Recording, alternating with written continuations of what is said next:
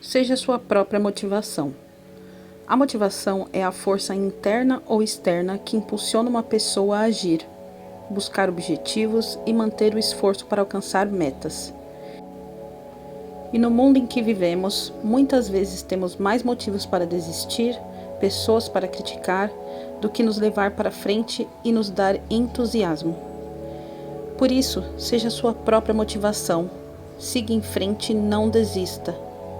Algumas dificuldades podem surgir no caminho, falhas, perdas, e isso tudo faz parte. Use isso como um combustível para tentar fazer diferente. Tente quantas vezes for necessário. Você consegue. Você é capaz. A sua vitória está próxima.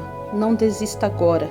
Os dias difíceis são apenas preparação para o seu triunfo.